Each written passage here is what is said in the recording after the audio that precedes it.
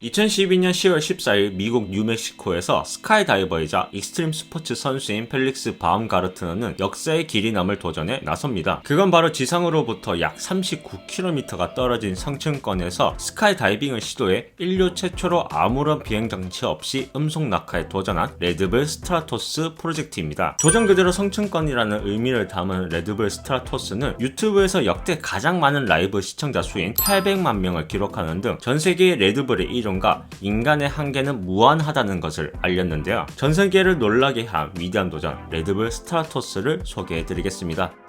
사실 성층권에서 맨몸으로 스카이다이빙을 시도한 게 레드불이 처음은 아니었습니다. 레드불 스트라토스로부터 무려 52년 전인 1960년 당시 미공군 대위였던 조 키팅어는 헬륨기구를 타고 지상 31,300m의 성층권으로 올라가 아무런 비행장치 없이 4분 36초 동안 낙하했고, 키팅어는 유인기구 상승고도 최고 기록과 가장 높은 고도에서의 점프, 최장시간 자유 낙하 등의 기록을 세우게 됩니다. 그리고 그 이후 키팅어의 기록을 깨기 위한 몇 번의 시도가 있었지만 다 실패로 돌아갔죠. 그러다 2007년 레드불은 한층 더 발전한 과학 기술을 동원해 키팅어의 기록을 뛰어넘는 것은 물론이며 인류 역사상 최초의 맨몸 음속 낙하 도전을 기획하게 됩니다. 레드불 스트라토스를 시도하기 위해서는 크게 두 가지가 필요했는데요. 첫 번째는 성층권에서 맨몸 낙하를 하는데 심지어 음속을 돌파해야 하는 말 그대로 무모한 도전을 할 사람, 그리고 두 번째는 목표한 높이까지 안전하게 데려다줄 캡슐과 특수 슈트를 포함한 기타 장비였죠.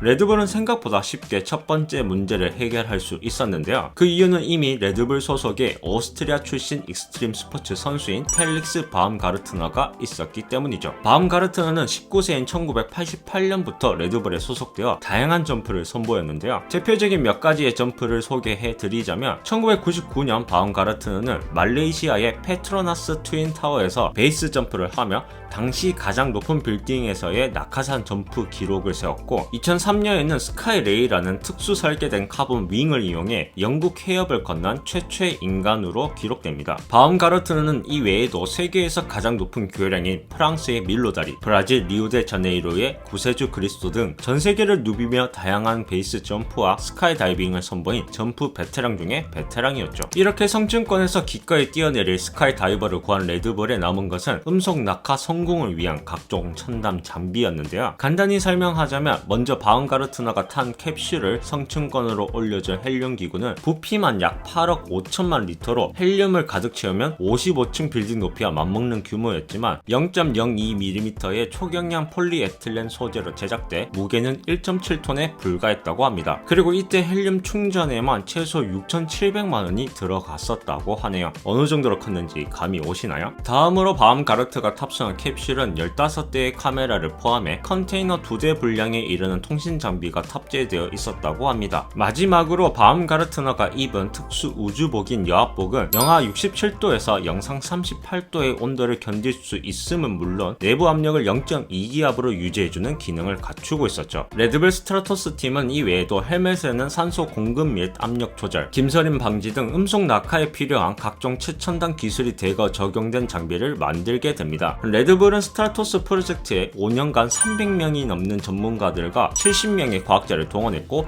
약 690억 원을 투자하게 됩니다. 100% 성공이 보장되어 있는 도전도 아니었지만 성공에 대한 확신과 자신감이 있었기 때문에 이렇게 많은 시간, 인력, 비용을 투자한 게 아닐까요? 참고로 앞서 언급했던 조 키팅어도 테크니션으로 참가해 많은 조언을 해줬다고 합니다. 레드불 스트라토스 팀은 두 번의 시험 낙하를 마친 뒤 2012년 10월 14일 드디어 음속 낙하 도전에 나섭니다. 바움가르트너가 탑승한 캡슐은 헬륨 기구에 의해서 분당 약 300m씩 올라가기 시작했고 2시간 33분 후 39,000m에 도달합니다. 마침내 캡슐을 열고 나온 바움가르트너는 눈앞에 펼쳐진 광경을 보고 이렇게 얘기합니다. 가끔 이렇게 높은 곳에 올라와 봐야 자신이 얼마나 작은 존재인지 알 수 있죠. 드디어 바움가르트너는 역사에 남을 점프를 뛰었고 소리가 매질을 통과하는 속도인 음속, 시속 1224km를 넘어선 시속 1342km, 마하 1.24의 속도로 맨몸으로 낙하 낙하하면서 음석을 돌파한 최초의 인간으로 등극하게 됩니다. 그리고 바움가르트너는 점프 후 4분 19초 뒤에 낙하산을 펼쳤고 여유롭게 랜딩에 성공하며 레드불 스트라토스 프로젝트의 성공을 만끽했죠. 이날 레드불 스트라토스는 유인기구 상승고도 최고 기록, 가장 높은 고도에서의 점프, 가장 빠른 속도의 자유낙하, 최초의 음속을 돌파한 인간 등 총 5개의 기록을 세우게 됩니다. 이 불과 5분도 안 되는 시간을 위해 수많은 사람들이 5년 동안 노력을 했던 거죠. 그리고 그러한 노력 덕분에 레드불 스트라토스는 막대한 성과를 올리게 됩니다. 전문가들은 레드불이 스트라토스 프로젝트로 약 47조 원의 마케팅 효과를 얻었다고 평가하는데요. 당시 어느 정도로 큰 화제가 되었었냐면 전세계 디지털 언론 130여 곳이 관련 동영상을 보도했고 유튜브에서는 가장 많은 라이브 시청자 수인 800만 명을 기록했으며 트위터에서는 수많은 셀럽을 제치고 바움가르트너가 바로 인기 검색어에 올랐죠. 그리고 레드불 페이스북 페이지에서는 바움가르트너의 착륙 후 그의 사진을 올렸는데 40분도 안 돼 약 3만 회 공유됐고 추천수는 약 22만에 달했다고 합니다. 거기다 레드불은 전년 대비 16% 증가한 약 6조 1천억 원의 매출을 올렸는데요. 한마디로 레드불은 전 세계적으로 브랜드 인지도 상승은 물론 매출 상승,